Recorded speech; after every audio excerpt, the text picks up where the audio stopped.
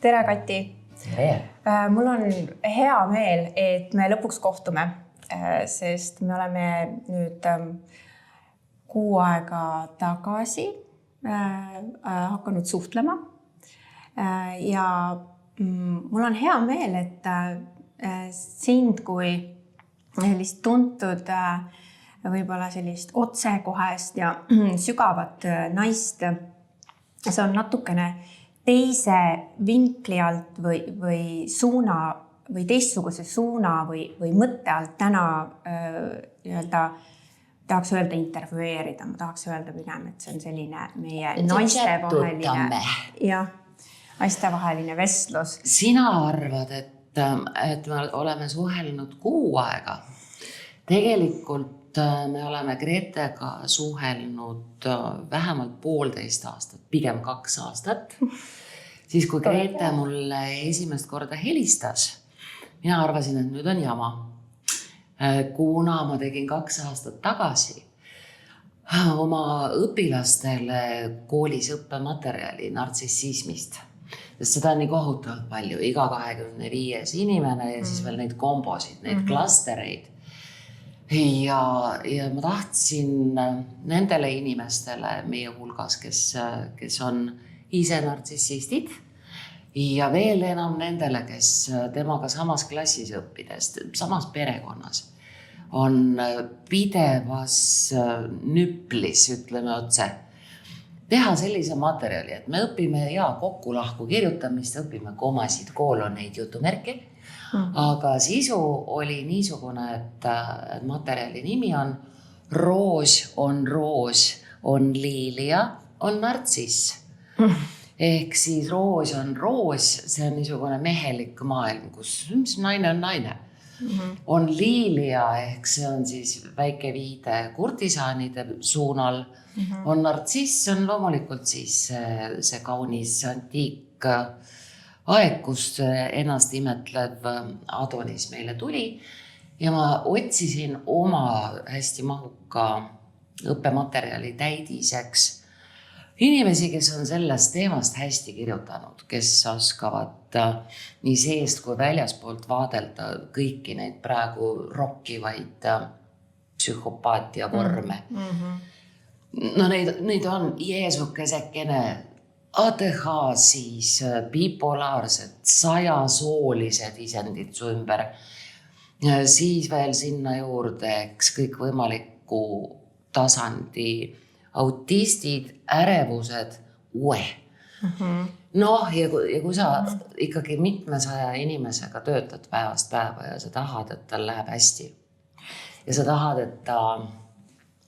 et ta ei karda ennast, et ta ei karda oma pinginaabrit. See materjale otsides ma leidsin ühe kõige paremini kirjutatud teksti. Autor Grete Kald, tegin oma õppematerjali ära, nii hea oli reaktsioon ja toime, et panin ta sellesse raamatusse 12 inglit. Selle raamatuni me täna ka jõuame, sest see on väga sisukas. Ma ju Grete käest ei küsinud, kas ma tohin seda siia raamatusse panna. Ja kui Grete helistas, siis ma mõtlesin, et korras, autorikaitse. Aga ma rääkisin hoopis millestki muust. Ja seda mul polnud endal õrna aimugi, et sind oli minu mõni blogiartikkel inspireerinud või olid sellest saanud selliseid mõtteid. Et mul on selle üle väga hea meel. Aga me jõudsimegi täna siia mõnusasse Rapla kohvikusse jutustama, nii et mitte me ainult ei räägi ju sellest, et kuidas mõni artikkel oli tore, aga tegelikult sinus on nii palju sisu ja nii palju sügavust ja ka need suhted, mida sa oled, kuidas ma ütleks, lihtsalt läbi elanud ja võib-olla meil on siin midagi sarnast, mida ma märkasin, kui ma sinuga suhtlesin. Et sellised toksilised suhted ikkagi mina alati jõuan, kui ma kellegagi suhtlen, jõuan ma selleni, et meil on Eestis vähe teadvustatud või sellist infot välja antud või inimesed võib-olla ikkagi ei räägi sellest nii palju, kui võiks, sest et kahju, kui peale suhet siis see läbielamine on toimunud, et siis see kahju on niivõrd suur, et see ennetamine on ülioluline. Ja ma usun, et täna meie vestlus siin, kuidas me räägime toksilistest suhetest, mis on ka tegelikult sinu raamat väga palju räägib sellest vaimsest vägivallast, üldse vägivallast, et 12 inglit. Et kui sa nüüd räägid just lähemalt sellest, et sinu suhted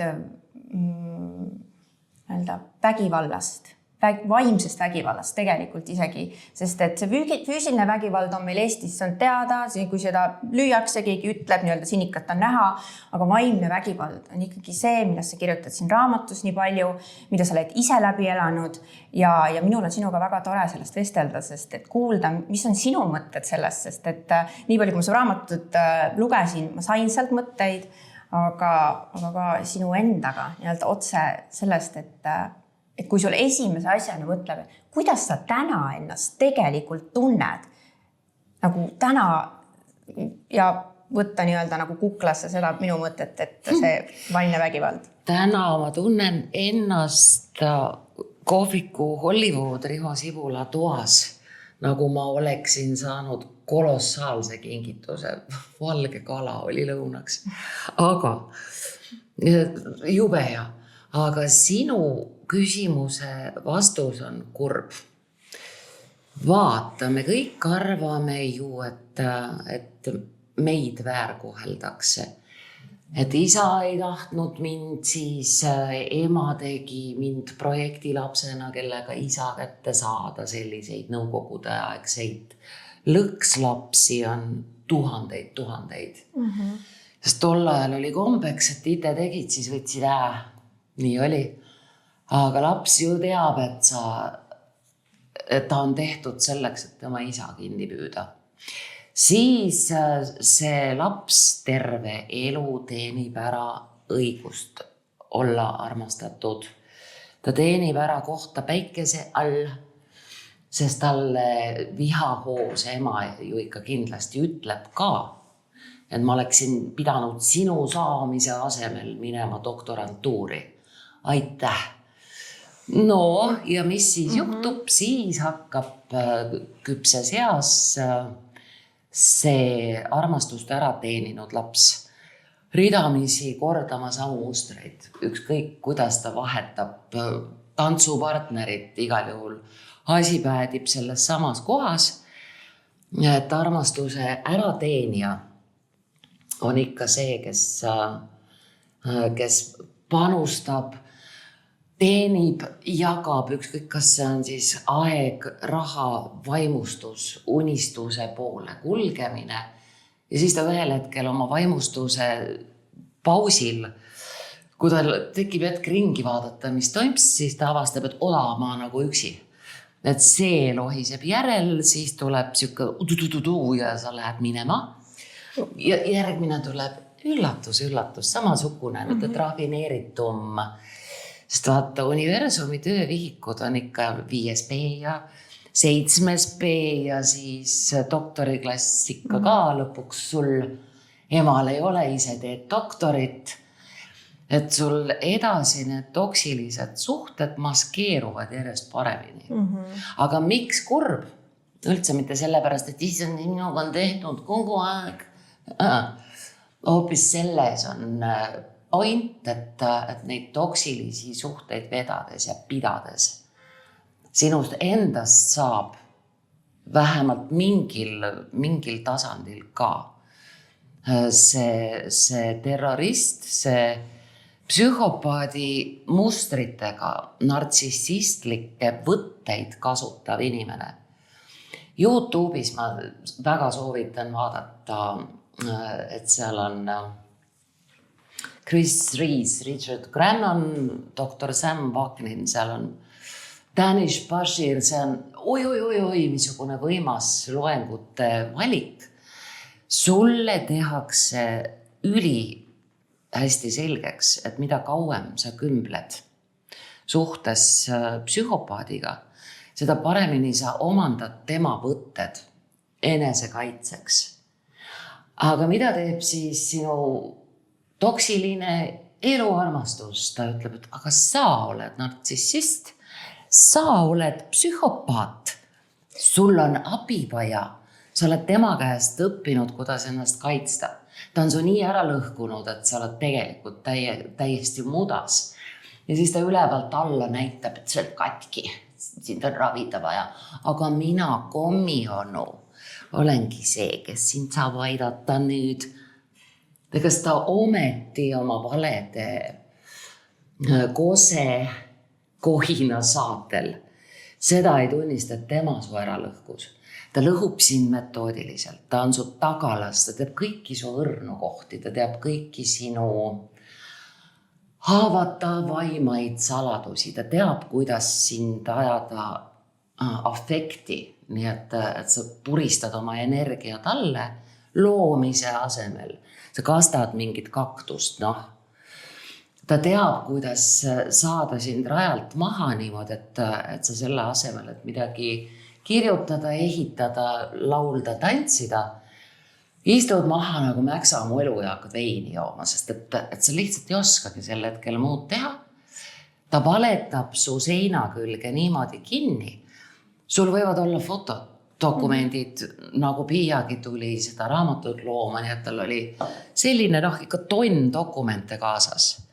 Aga siis Sir Toxic, selline loomake, ta suudab sind niimoodi uputada sellesse valede kaskaadi, et sa oledki, selle kohta öeldakse brain fog, ajuudu tekib sul ja sa oledki ka temast eemal olles selline korralikult ära loputatud, et tsentrifuugitud, ripudki nööri peal.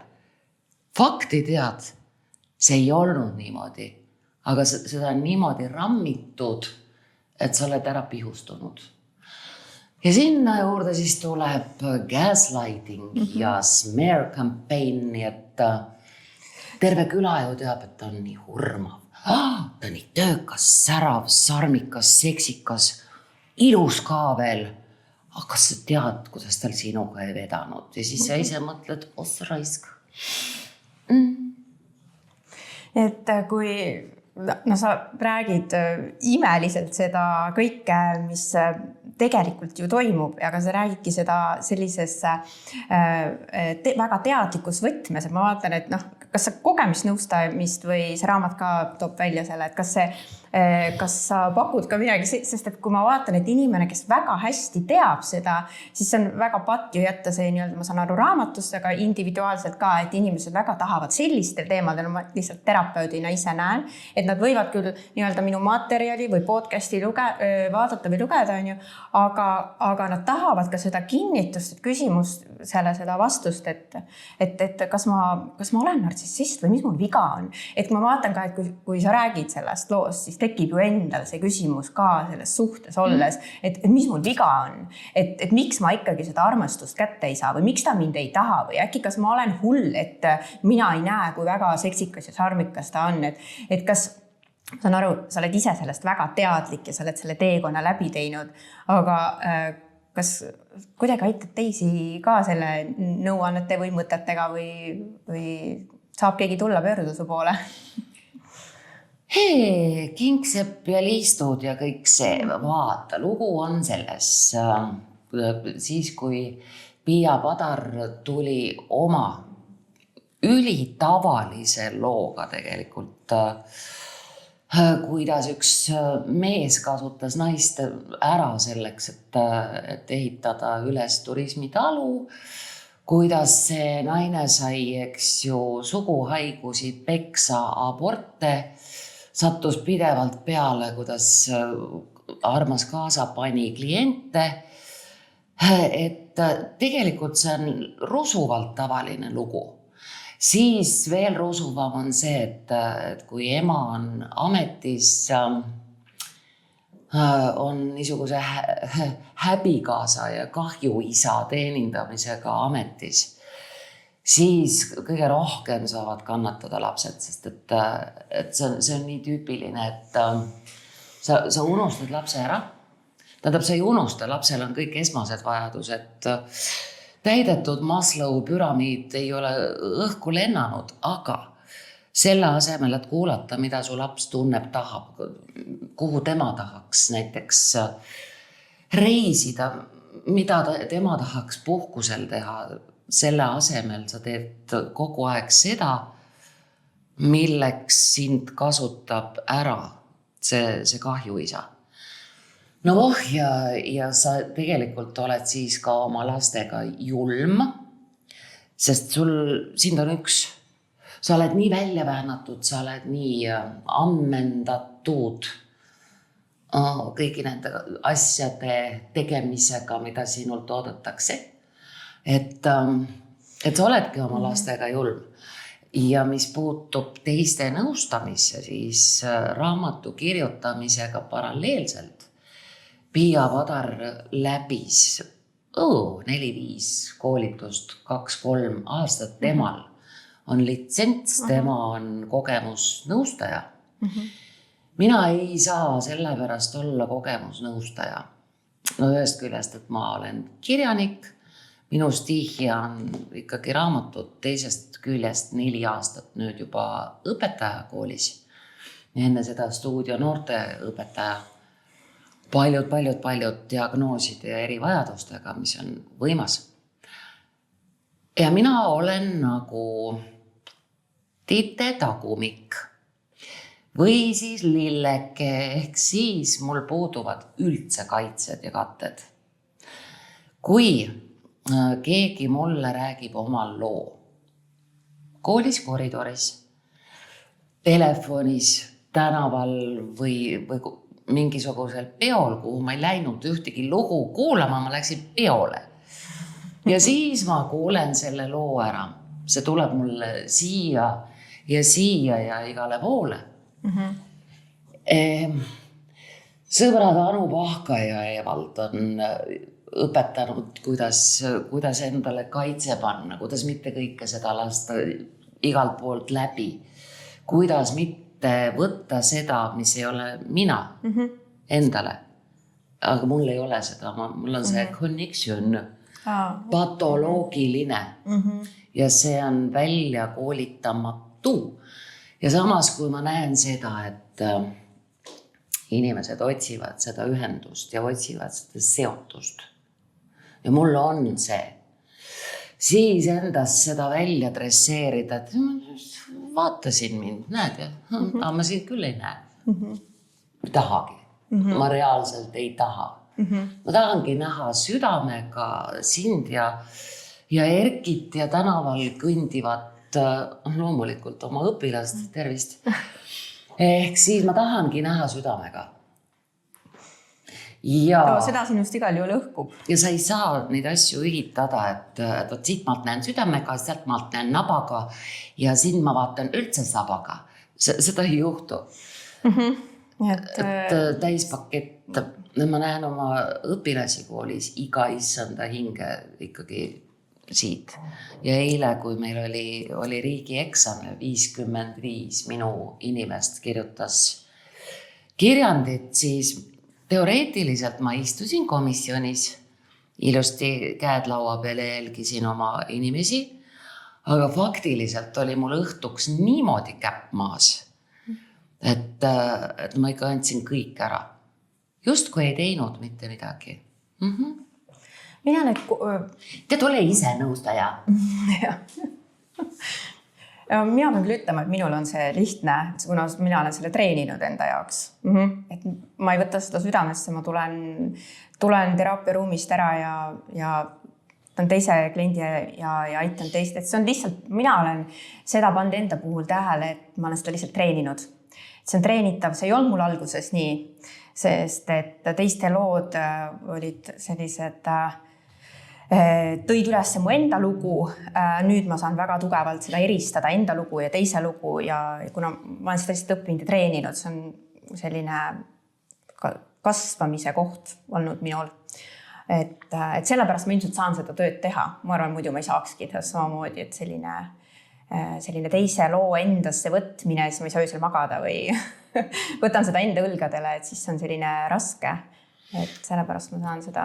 Tead, mis tee? Kirjuta raamat.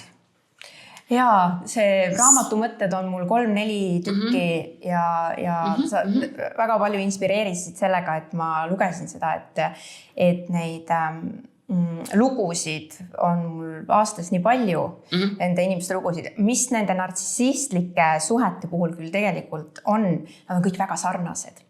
Ja mis tihtipeale minu puhul juba on see huvitav, et kui tänaseks nii palju aastaid, nii paljude lugusid aidanud, toetanud ja nad istuvad mulle teraapiaruumis, nad saavad nii vähe sellest rääkida, sest ma tahan juba öelda, et tead, et tegelikult su lugu, ma saan sust juba aru.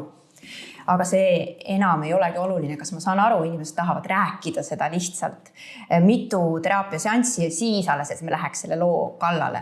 Aga minus on nüüd juba see, et nii, kui sa oled selle nii-öelda kuskil alguse maal juba, ma näen juba ära, mida sa oled kogenud, mis need lülid on, kust on algus on. Ma tahan juba öelda, et stopp, ma saan siin kiiremini soodsamalt aidata, kui me nüüd lõpetame selle loo rääkimise. Ja sellepärast need lood võiksid küll olla raamatus ja võiksid olla abiks.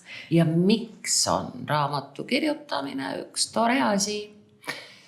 Minu poolt vaadates see on ikkagi olnud mu elu kõige olulisem tegevus, et sealt kõrvalt varasematel perioodidel siis ajakirjaniku praktika ja siis sealt kõrvalt noorte stuudio, sealt kõrvalt näidendite teleseriaalide loomine ja siis laste stuudio ja praegu kool tohutu koormusega, aga pole teraapilisemat asja kui kirjutamine. Alguses oli sõna. Ehk siis 70 raamatust, mis umbkaudu mul on loodud. Olenemata žanrist. Ta võib olla sul näiteks doktor Mart Kulli või professor Hele Everausi eluloo raamat. Või Kammivabriku raamat loodud koos Neinar Seliga või Kodutunde raamat koos Leedi Loigo ja kadunud Signega. Ka see on teraapia, see on puhastamine, see on sinu enese kulgemine läbi selle loomise protsessi, enese äratundmine teises. See vabastav kirjutamine on kullaauk ka veel. Mul on natuke juuti geenides. Seda on kõigil vaja. Aga see ei tööta. Sest ma ei see ei tööta? Kust ta siis kadus? Miks ta ei tööta? Ma ei oska seda rahaks konverteerida. Ehk siis... Kui sinus on juuti, ma ei saa aru, kus see vastuolu sealt tuli, et kuidas sa seda siis... Juut oskab iga asjaga raha teenida. Mina oskan kõike tasuta jagada. Võtke, olge head. YouTube'is palun eesti keele tunnid sisuliste materjalidega täiesti tasuta. Samamoodi, kui nüüd doktor Google'i käest küsida, kirjutamisteraapia, loovteraapia, laagrite hind või ka ühe seansi hind algab 100 ja siis, kui sa Visheni Lagiani kätte satud. See kõlab küll ja Lagiani Visheni kätte satud, see on ju Kihnu jumala eest. Siis 36 000 eurot maksad sa selle eest, et sa vabastad, puhastad elementaarne silmameetod, mida iga algajagi teab. Vabastad, puhastad, siis sa saad litsentsi seina peale ja siis sa võid ka rikkaks hakata. Aga minul on iga päev koolis niisugune lugu, et kõigepealt tuleb minu materjal ja siis minu inimesed kirjutavad, et olla kontaktis käega, käsitsi kirjutada, seda trotsides, et säilitada käe ja peaside, et oleks lihased, millega käsitsi kirjutada. ja nad tegelikult saavad seda tasuta. Nad valavad ennast sinna paberile, sest nad on ammu aru saanud, et seda ei kuritarvitata ja õelalt punaseks ei värvita, kui on mingid väga valusad asjad. Siis nad kõnnivad minuga tipa-tapa südamesallu ja lähevad lõkkesse. Ehk siis teoreetiliselt ma ei ole ennast vahetanud raha vastu. Iga inimene, kes minuga ühes ruumis kirjutab siit piirkonnast, mitte siit. Alguses nad püüavad kõik kirjutada nii, nagu peab. Nagu äkki Murutar arvab, et nii peaks. Ei arva. Nii peab. Ja kui nad ikkagi südame avavad, sealt tuleb täiesti teine inimene, teine silmavaade, teine suhtumine endasse, minusse, ruumisse. Aga jaa, selle eest peaks võtma 100 kappale. Jah. See raha küsimine tundub nagu noortel on nii, või sellistel 20, nii loomulikult tuleb, et need, kes alles alustavad oma eluteed tööalaselt, tundub, et neil tuleb nii loomulikult see, et see on iseenesest mõistetav ja tegelikult juba koolipingist, et noored, kes siin TikTokis teevad ja käivad nagu kuskil, ühesõnaga sotsiaalmeedias saanud tuntuks, et neil on see raha küsimine nii loomulik, mis tulebki nagu rohkem sealt Ameerika rahamaalt. Aga kuidagi ma vaatan üldse põlvkonniti, see läheb nagu erinevalt, et selline loomingu eest raha küsimine või aitamise eest raha küsimine tundub nagu vahel isegi inimestele väär või vale või kuidagi, et miks on, et see on ebaõiglane või et sellest on tegelikult kahju, sellepärast, et paljudel on just anda seda loomingut, aga siis kui sa annad, siis andmise ja peab ka tulema ju midagi vastu. Aga vastu me ei saa ju tegelikult, kui me anname kellelegi, siis inimloomuses on võtta see, kasutada see enda tarbeks ja unustada, kes see andis. Aga siis tegelikult, kui see andja ju jääb tühjaks, ka raha on ju energia. Et kuidas sinu suhe sellesse praegu on, kui mina sellest räägin sellisest mõttest, et mina olen selle enda jaoks nagu mõtestanud selliselt teistsuguseks ja piirid raha ja andmise ja saamisega väga tugevalt enda elus kehtestanud just töövaldkonnas, et ma näen, et teisiti ei saa.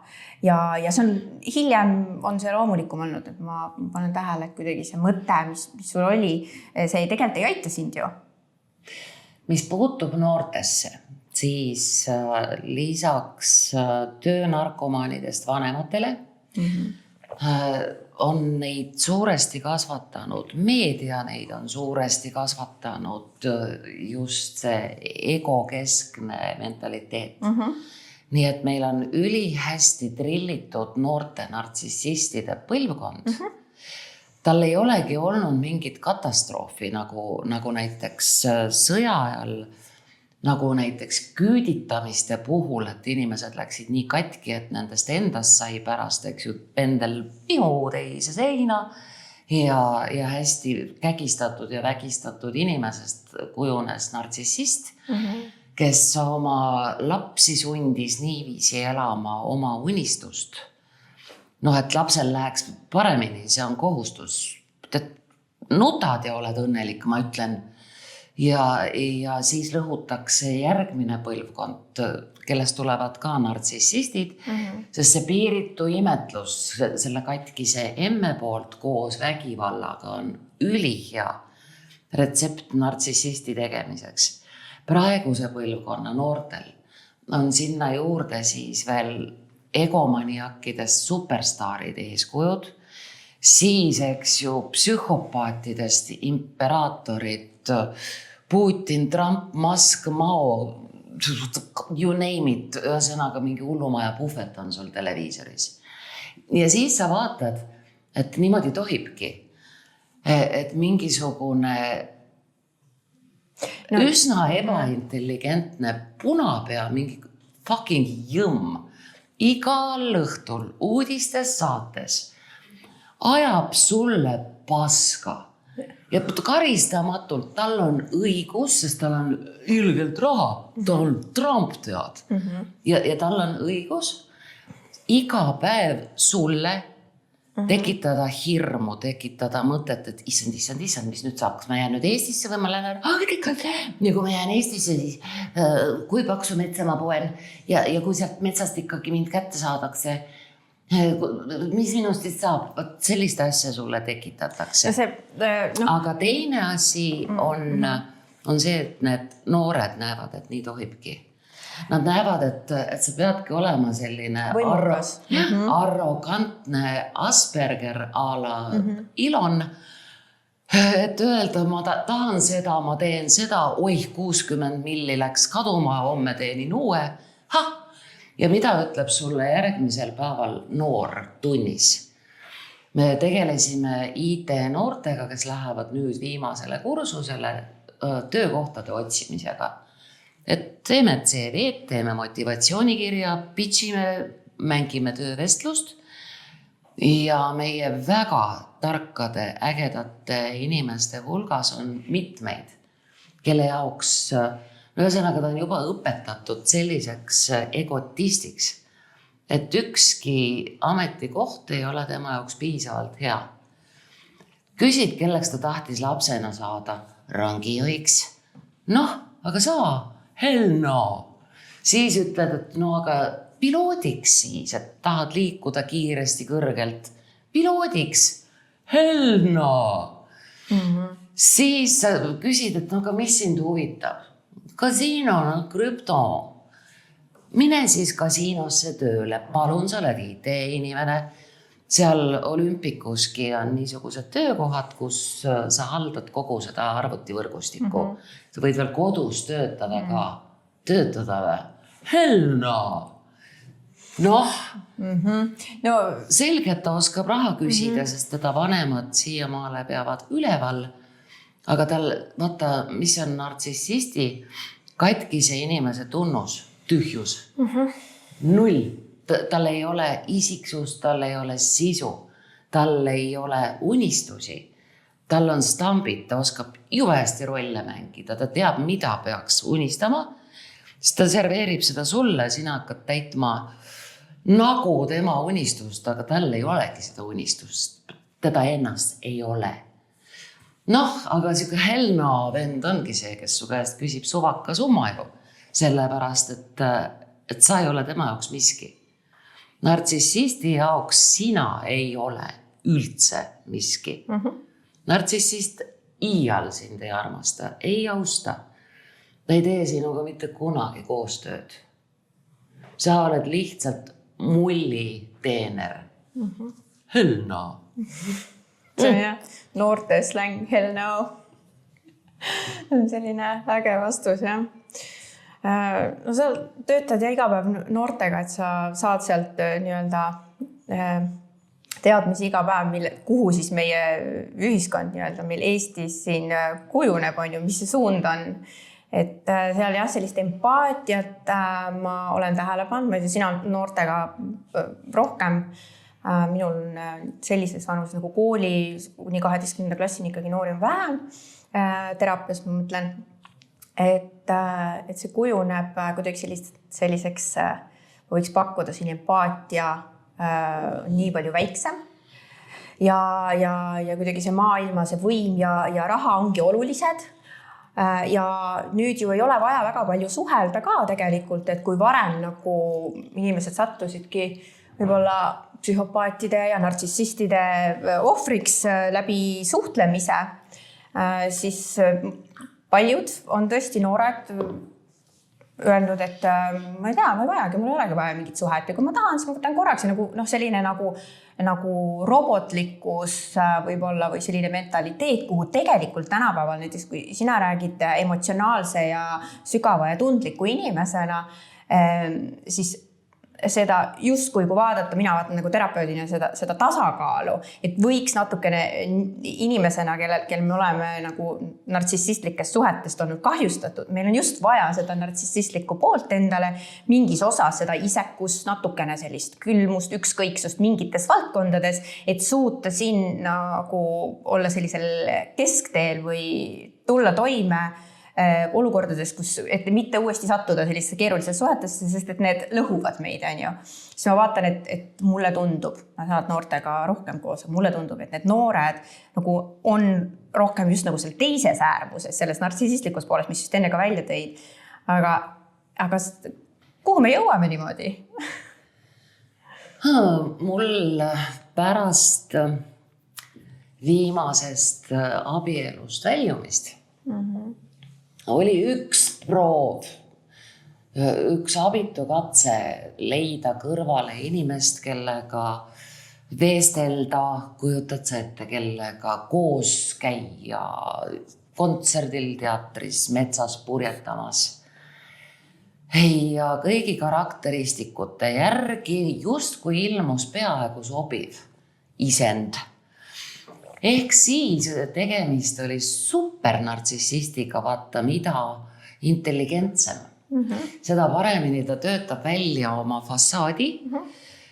Ossarooisk, võistlustantsija, purjetaja, elab prestiižses linnajaos. Nii palju elamusi, sündmusi, kogemusi liigub nimekate inimeste ringkonnas. Ja see lugu on siin ka. Mul oli raamat enam-vähem valmis ja ma panin ta siia suhteliselt ette otsa selleks, et tõestada seda, et sa võid olla 3 aastat kaevunud toksiliste suhete piiritutes avarustes ja sa oled sama loll lõpuks nagu alates. Sa lased ikka ennast ära petta. Osa, kui äge! See mees minu ees jäi vahele sellega, et kõike, mida ma armastan, austan ja millele ma toetun, pühendun, ta jälestab, põlgab, vihkab, hävitab. Ta kardab ja vihkab hobuseid, kuigi tema esivanemad on neid kasvatanud. Ta kardab ja jälestab koeri ja kassid on lihtsalt raiped. Minu perekond juhuslikult. Ja ühest küljest ma tõesti üldse mitte õelalt, vaid huumoriga kirjutasin sellest oma ainsast katsest pärast viimasest abielust välja kukkumist ja siiani mitte tervenemist, sest vaata, toksilistel suhetel on see omadus, et sulle ikkagi doseeritakse ka tagantjärele kirjakesi, probleeme, rünnakuid, solvanguid, et ta ju tunneb sind. Ta teab, mis on su nõrk koht. Muidugi, ja seda lajatab sulle siis ka, kui sa ammu enam ei ole tema naine. Ta raiub sulle niimoodi, et sa kindlasti ärritud, sa kindlasti saad haiget, sa saad kahjustada ka olmeliselt ja füüsiliselt. Aga millega ta sind karistab siis? Miks tal on vaja sind karistada? Sest temal ei ole elu. Nartsissist on null, tühi. Aga ta on siis su peale pahane siis, et kui sind ei ole ta elus või kas ma saan õigesti aru? Aga sa valisid siis selle tee ära tulla või kelle otsus see siis? Minu muidugi. Ja, ega nartsissist ju ise ei vali seda. Ja, aga siis tekib see lugu, et vaata, superegole igaüks ei sobi ja ta vist kuuldavasti on ka midagi kuskilt katsetanud, new supply needed. Ehk siis ta on ka püüdnud enda kõrvale kedagi leida. Ma võiks praegu ka niimoodi nartsissistlikult siin ennast kehitada, tead, ma olen ületamatu. Ja tegelikult see on katastroof, kui sinu asemele uut teenindajat ei leidu, sellepärast, et siis ta ongi unistaja aknal, kes hingab sulle kuklasse. Ma võin enda kogemusest öelda, see ei muutu. sa jääd ikkagi selleks. See mõjus tuju tõstvalt, ilus ilm täna. Et kahju on seda öelda, aga see oli minu käsi kokku võõrudes, et jess, uus naine. Et mul oli mega hea meel, ma mäletan, võtsin sampuse, kui mul tuli see teade ja mõtlesin, et jess, mu elu läheb lihtsamaks ja see oli ajutiselt, sest et siis läheb ta jällegi hullemaks, sest et ega nartsissisti eesmärk ei ole tühistada neid eelnevaid, koguda uusi juurde.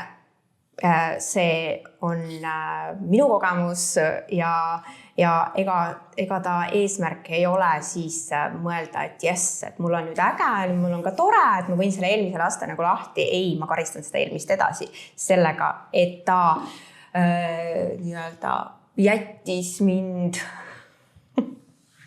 maha.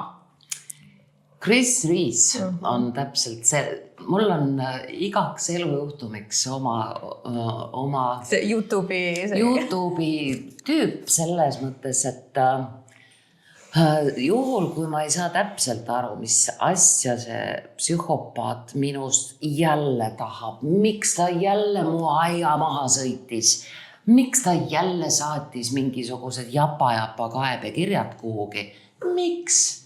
Selle jaoks on Lee Hammock. Lee Hammockil on õudne mis sõna see nüüd ongi, diktsioon.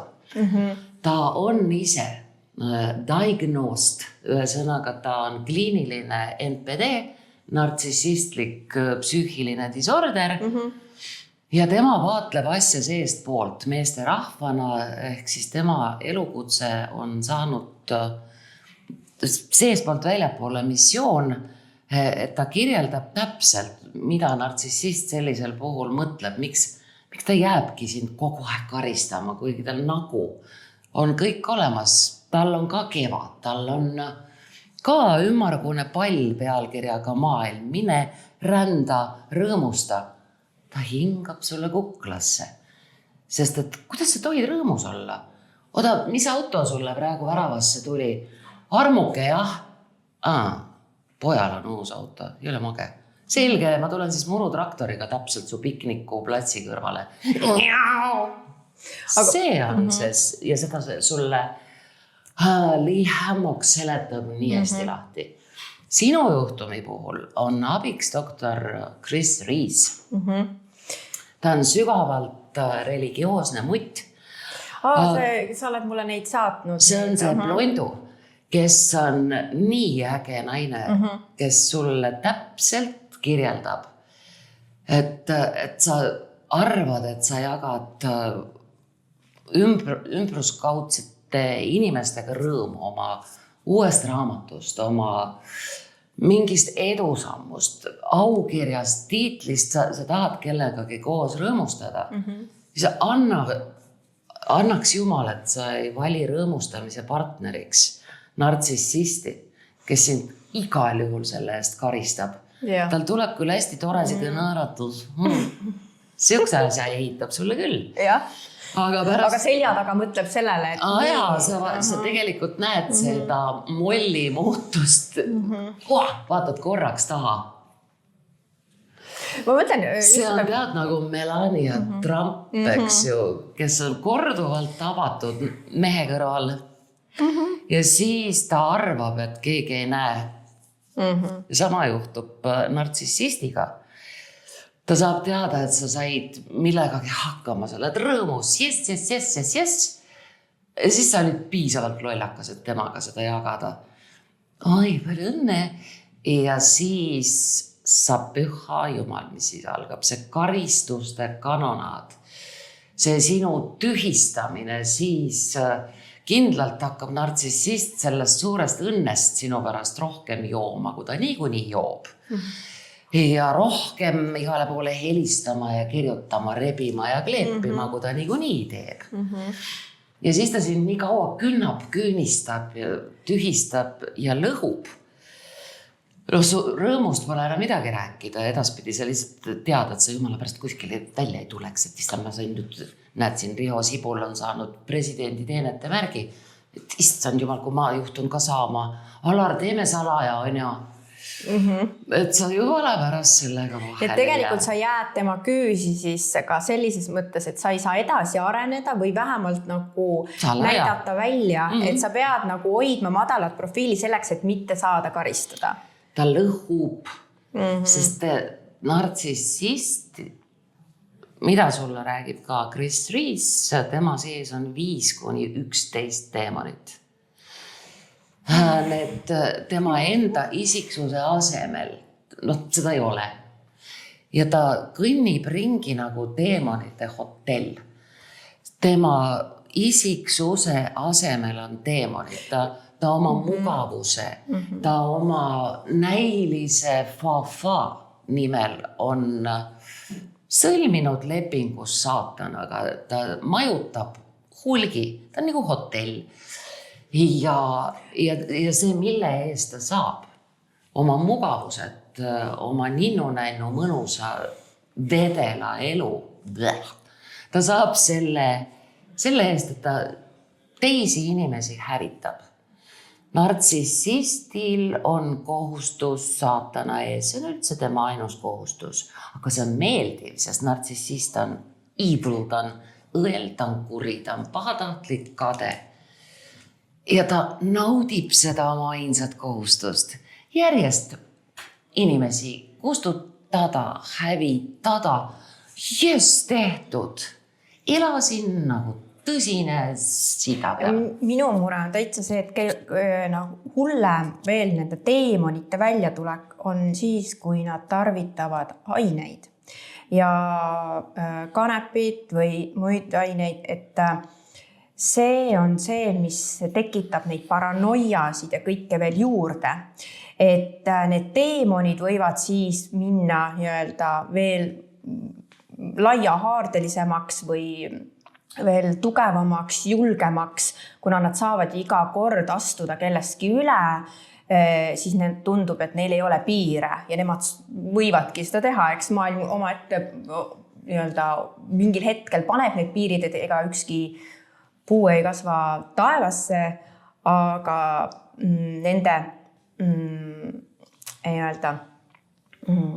see mõnuaine või see mõnude nautimine siis ainetega teeb siis need teemonid nende sees veel hullemaks, mis siis omakorda tegelikult, mis on ju nartsissisti suurim hirm, et ta on ära lükatud, siis tegelikult seda järjest rohkem oma hirmu ju loobki ellu, ehk et mida enam ta on selline, väljendab ennast tugevamalt või siis jõulisemalt, seda enam inimesed ju temast eemale tõmbuvad. Ja siis ta ongi saavutanud selle veel suurema kibestumise ja viha ja hirmu, kus ta siis jääb nagu üksinda. Ja siis need, kes tal veel siis järel on, siis neid ta hoiab nagu 10 küünega kinni ja need ta siis nagu püüab kõigega, mis annab nagu kinni püüda erinevate tehnikatega, siis seda ta ka teeb, sest et ülejäänud ju juba lähevad ära. Ma võin vabalt öelda, et mina olengi see, kes ära läheb. Ja mina olen ka see, kes ära läheb. Sest no siis meid on 2. Selle kohta tuleb väljenduda nagu seal Kevade filmis Kruusementil nooruke Ain Lutsep Tõnissoni mängides. See oli suvefilm. Suve osas, kui läks Venemaalt tulnud Toots laenama raha selle samusegi Tõnissoni käest, siis Ain Lutsep ütles, et oleks teadnud, et sa tuled, ma oleks kohe kodust välja läinud. Ja kummalisel kombel see ongi õige võte.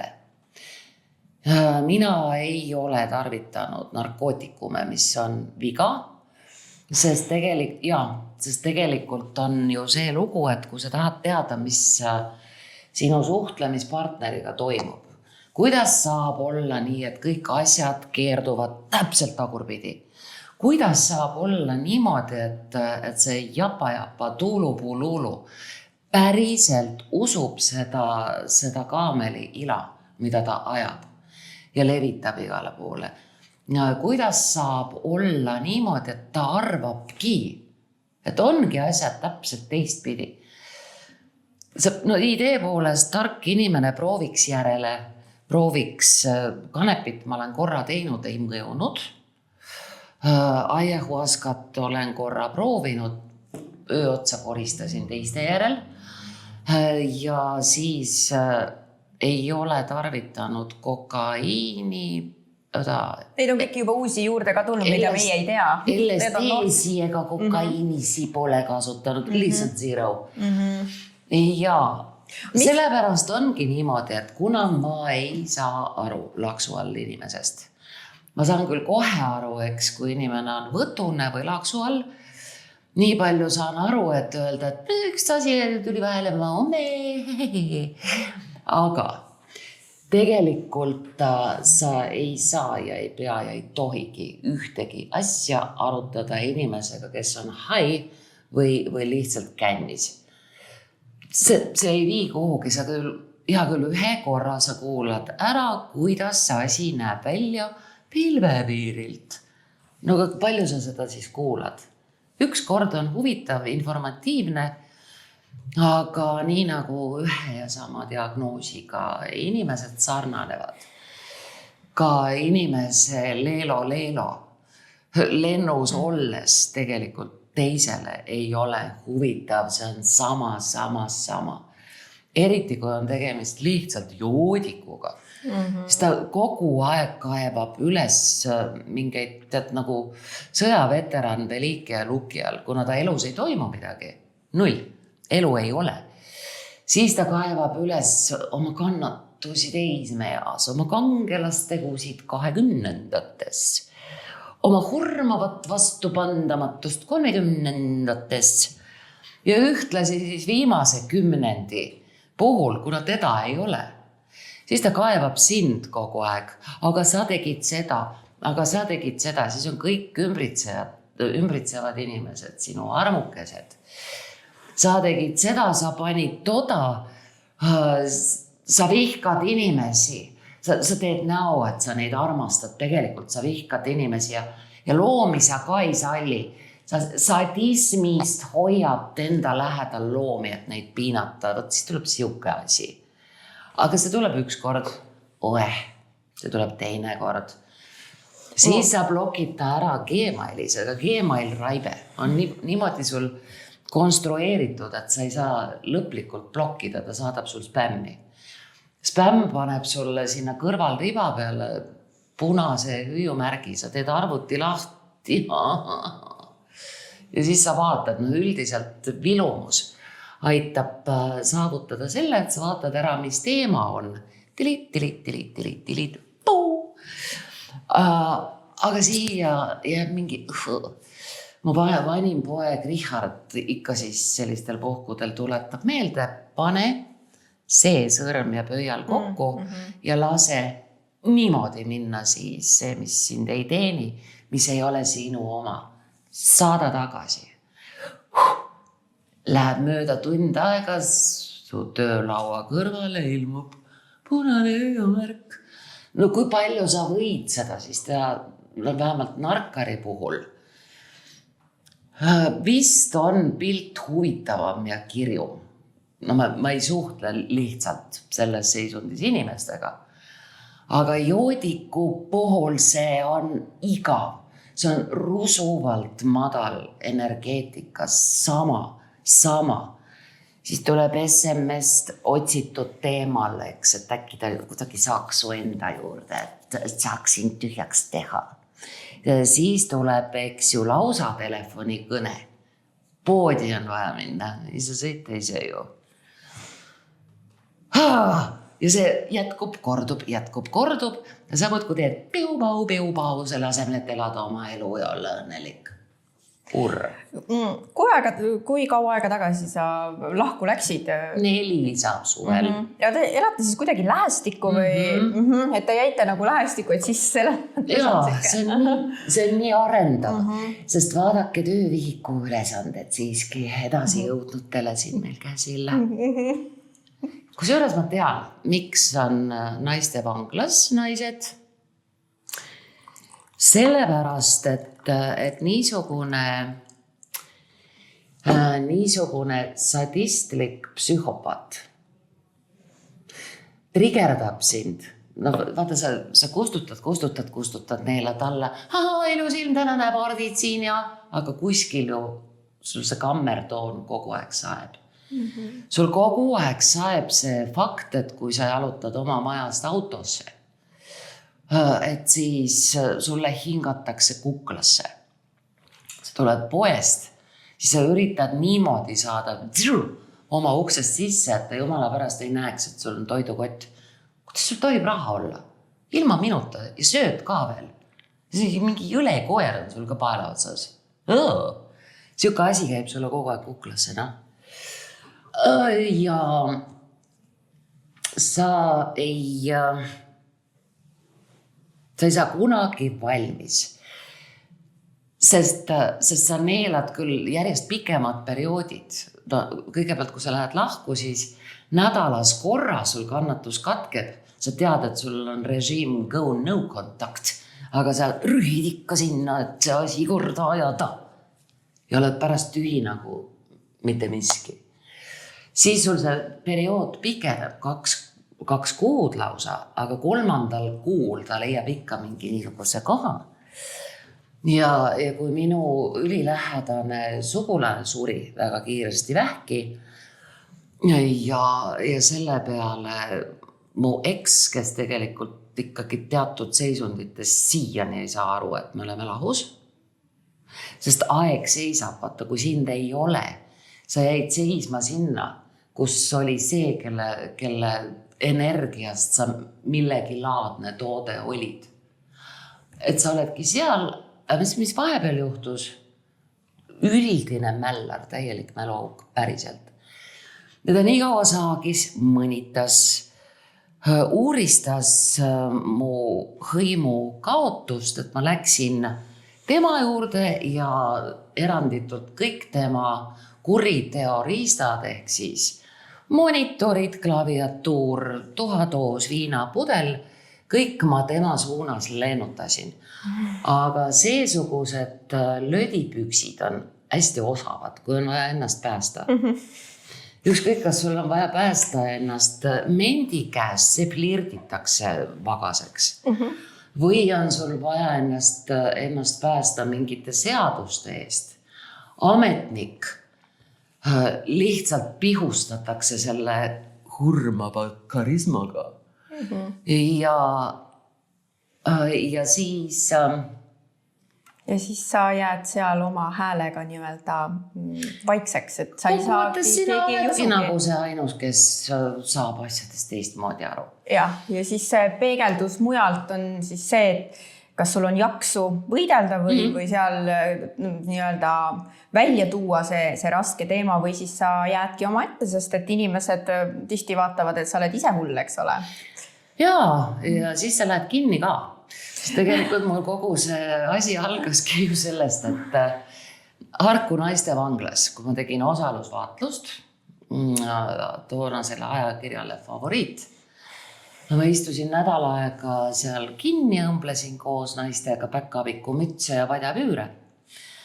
Ja väga paljud naised sattusidki sinna niimoodi, et sul tuleb selline afekt. Nagu trigerdatud või? Jaa, sa oled niimoodi lõpuks kogu aeg seda kogunud, seda mürsku. Sa oled ise üleni mürsk. Kõik su tundide pikkused YouTube'iga niimoodi semmimised ja heljumised.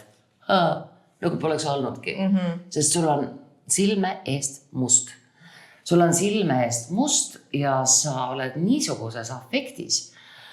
Ma nüüd seda korda, kui ma Tondilossi läksin ja koleti selle kogu tema IT kaela lennutasin.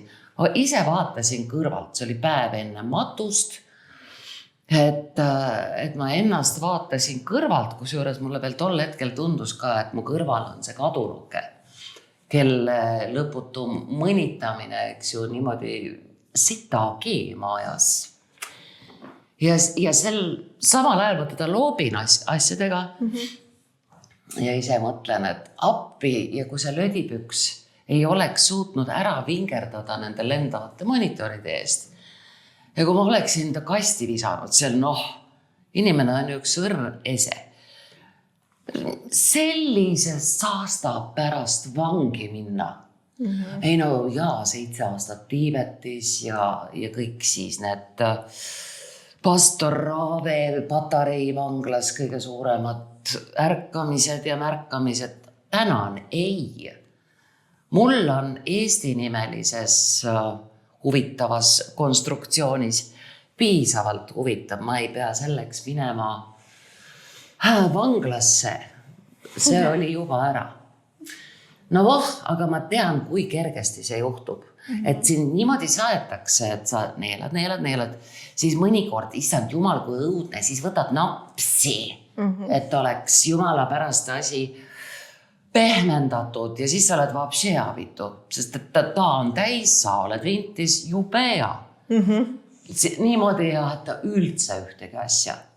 Ehk siis mitte mingit muud lahendust ei ole kui go-no kontakt.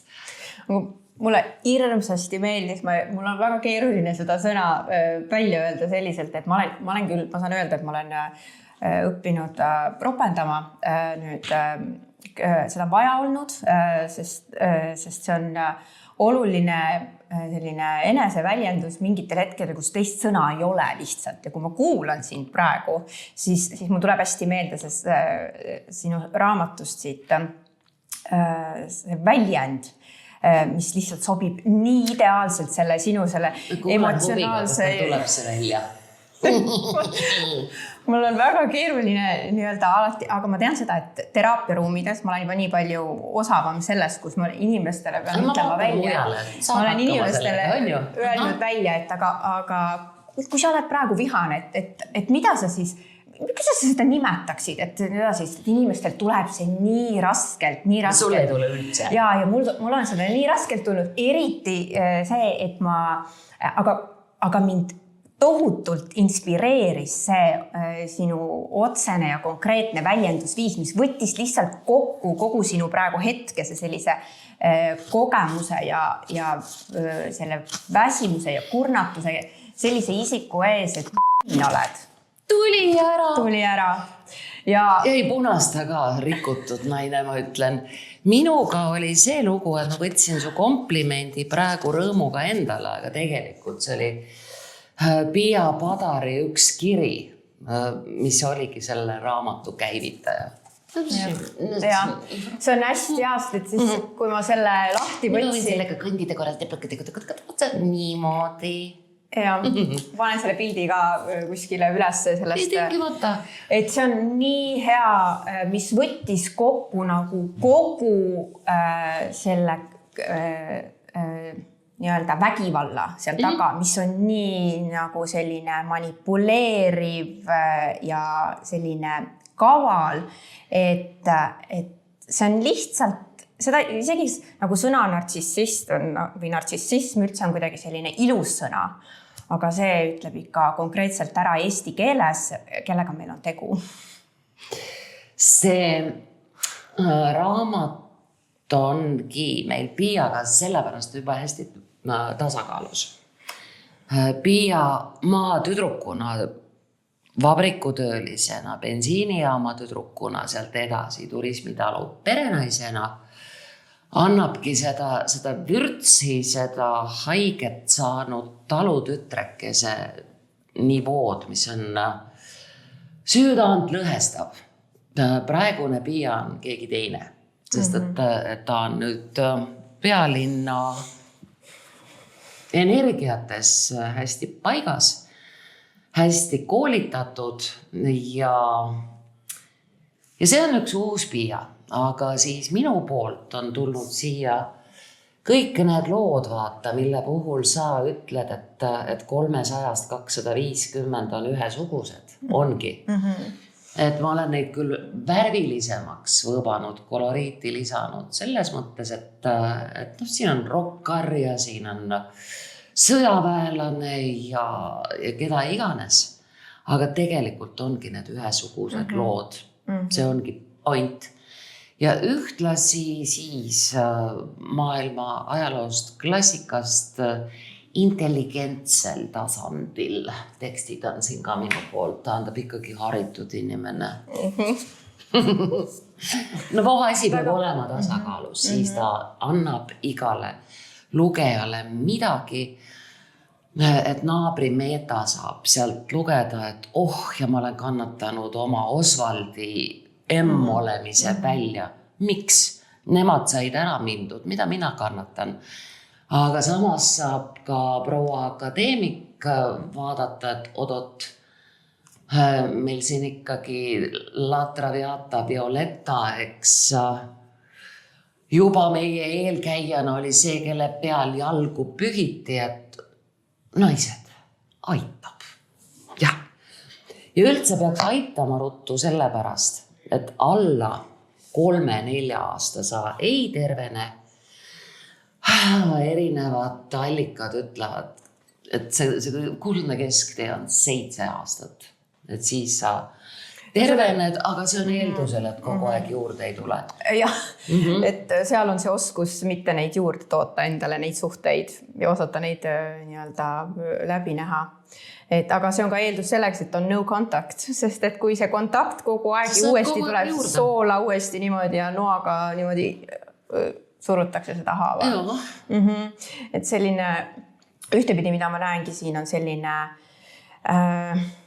teadlikkus, mitte enese, me inimestena ju tegelikult ei tohiks muutuda, kui me oleme empaatilised, soojad inimesed, kus me oleme heatahtlikud inimesed, siis seda pigem sellist enese teadlikkust arendada ja kuidas ennast kaitsta ja just nimelt need ropud sõnad mulle tunduvad, et need aitavad kaasa nii-öelda seda viha väljendada ja lasta see minna ja ikkagi olla sina ise edasi.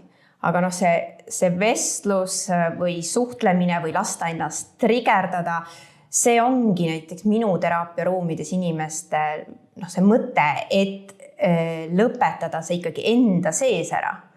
Kuidas see sinu jaoks hetkel on? Kui sa tead, et sa elad hetkel ikkagi lähestikku, siis 100 meetrit. Et siis kuidas see üldse tundub sulle nii lähestikku?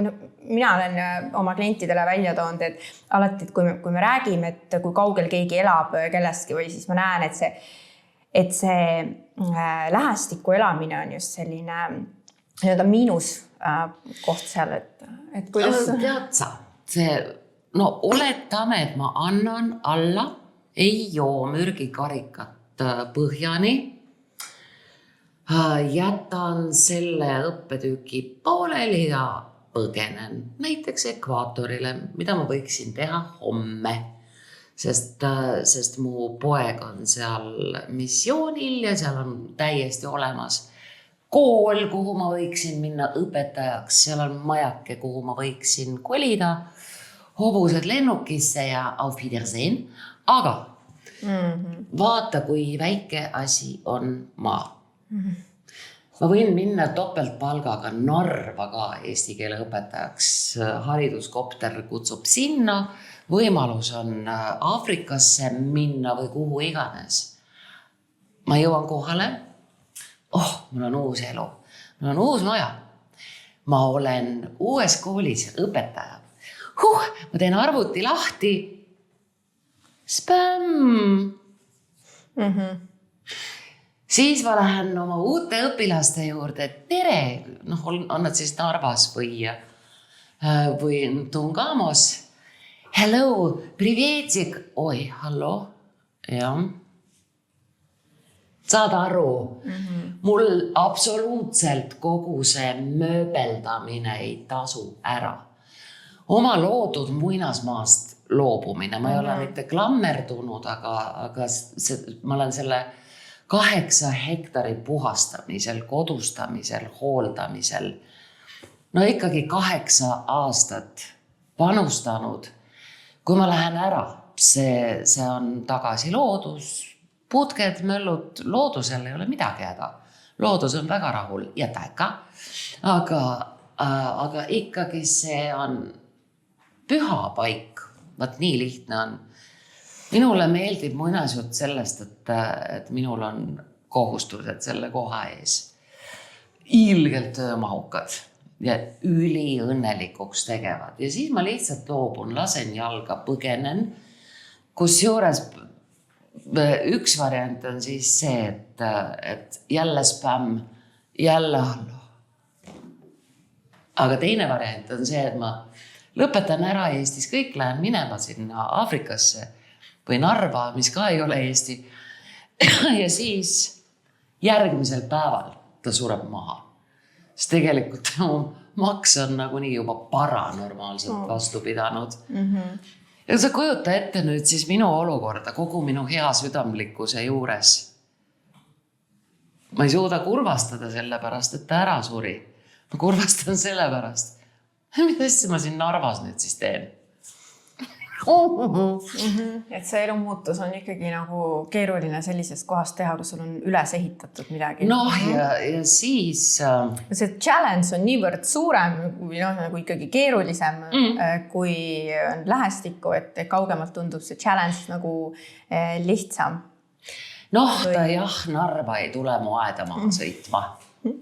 Võib-olla. Aga võib-olla tuleb ka just. Teeks midagi mingisuguse teema rõõmsa pöörde, rõõmsa tujuga saate finaali. Ja mis on sinu sellised afirmatsioonid või mantrad või sellised, kuidas sa siis enda challenge'iga toime tuled? Et kui sa peale selle, et sa YouTube'ist kuulad nagu mingit tsenni või midagi ja et see sind ei triggerdaks või mida sa leiad endas seda, et sa arened nagu tegelikult kogu aeg tugevuse suunas või tervened sellest, et mis on sinu nii-öelda selline programm või mis sind aitab? Mul on olnud päris palju aastaid vanema poja Richardiga üks sõnade jada. See on siis truudus, fookus, distsipliin. Seda me kasutame üli palju. See tegelikult selles sõnade kolmikus truudus, fookus, distsipliin on kõik, et sa ei lase ennast...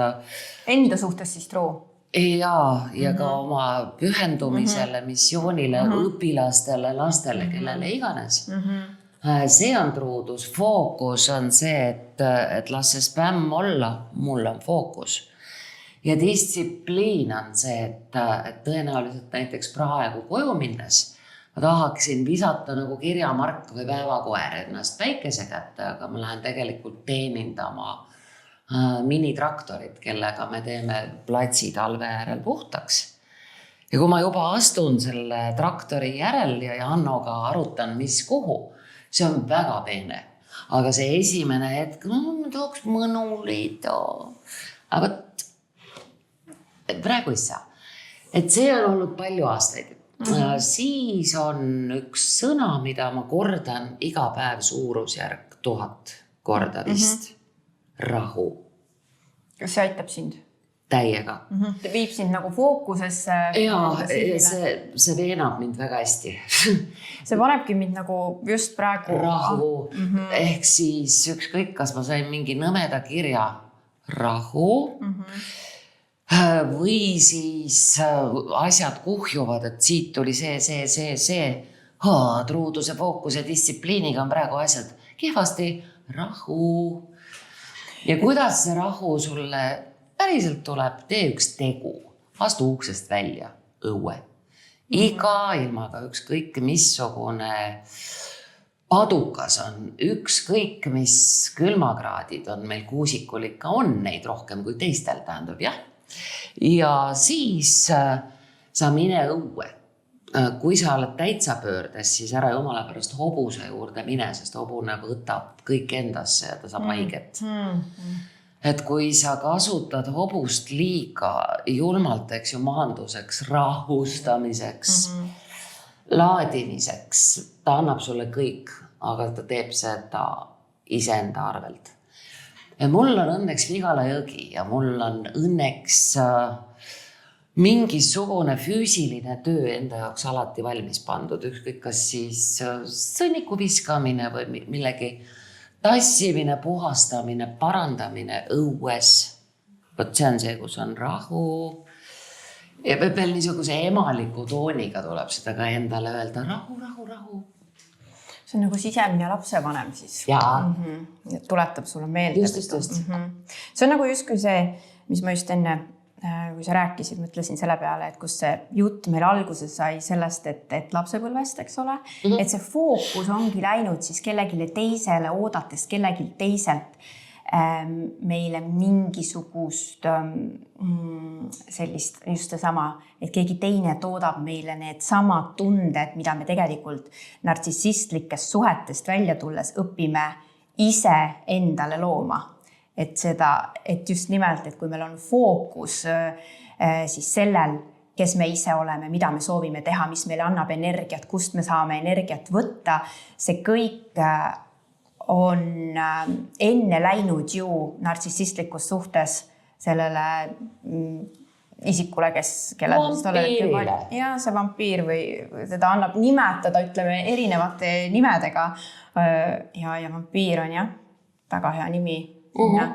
Et tegelikult, nagu sa ütlesid enne, et sellise rõõmsama võtme juurde, siis tegelikult ju nartsissistlikest suhetest tulles rõõmsam võti ongi juba see, kui me teadvustame, kuidas selle challenge'iga toime tulla, kuidas sellest välja tulla, kuidas oma elu elada tegelikult nüüd paremini, targemini, mida me nartsissistliku suhte ajal ei teadnud. Ehk et see energia läks kõik sinna ja nüüd see energia, ma saan aru, sinul tegelikult just selles rõõmsas võtmes, et suunatud ise endale, enda distsipliinile, rahule ja fookusele. Selle rahu, truuduse, fookuse, distsipliini oluline mõte ja põhjus on selles ka, et sa ei lase olukorda selles mõttes ka siis lappesse, et su lähedased ei saa asjadega pihta. Ma ei pea silmas monitoride loopimist, ma pean silmas seda, et sa lood taaslood ja kogu aeg taaslood ja veel kord taaslood ja uuesti taaslood, rahu, selle ruumi enda ümber, et su tütar ei oleks pidevas mustas pasapilves, et su kassid ei valvaks kogu aeg sind, kas sul on kõik hästi, vaid et nad teaksid, et sul on hästi. Kass on hüpersensitiivne. Ja kui õhus on mingisugunegi madal energeetiline atakk, eks ju, kass tunneb seda juba enne ära. Et seda ei oleks, see olenebki minust rahu, muud kui tasalülitad, muud kui pihustad, muud kui tood tagasi keskmesse, uuga-puuga ja ühel hetkel raiskuda harjapunaseks. Et ühel hetkel võtab see võimust nii või naa, aga siis on vähemalt sul mingisugune tehnika, kuidas sellest kiiremini nii-öelda välja tulla, ja ellu jääda. Et mõte ongi selles, et mitte sinna kinni jääda. See, et me oleme trigerdatud, me oleme niikuinii kõiki inimolenditena siin kuivõrd kaassõltuvuses positiivsetest või negatiivsetest asjadest, valik on meie. Ja ma saan aru, et tegelikult mul on hea meel kuulata sinu lugu just selliselt, et sinu nii-öelda fookus on nüüd sellel, millel oleks pidanud olema sellel ajal, kui sa olid siis selles küünises nii-öelda, et see on õpetaja, et tegelikult nartsissistlikud suhted on ju meile õpetuseks. Selleks, et me pühenduksime oma aja ja energia sellele, mis teeb meid õnnelikuks. Ja et me oma teismelisi tütreid, mul noorim on nüüd kohe saamas 19, veel naapilt teismeline, et me neid taipaksime isegi mitte nõustada, vaid jõustada pigem. Sest et vaata, mina nüüd tagantjärel tean, et kõigil nendel kirjudel aegadel mu lapsed pidasid mind hoopis kellekski teiseks, sest nad ei tea, mis mul siin toimus. Nad nägid seda, et ma nagu buldooser, eks ju, töötan, teen, ehitan, maailm vaja päästa vaatamata sellele. aga nende jaoks see tähendas, nad nüüd ütlevad, et nad kartsid mind ja nad kartsid mulle haiget teha. Nad ei osanud moodustada mulle meeskonda, vaid siis ehk siis sassis emme puhul see meeskond äärmisel juhul moodustub ühisrindena kaitseks emme eest. Appi kui hirmus, see on õudne. Kusjuures mina ei näinud seda niimoodi, vaid täpselt teisiti. Issand, äkki mul on nartsissist. Tüüpiline küsimus, eks ole. On ju? Meelega tegin seda praegu. Jah, meie kahjuks, kui me oleme valinud partnerid sellised, siis meie lapsed saavad kannatada. Midagi pole teha ja püüame siis oma oskustega nii-öelda neid olukordi lahendada.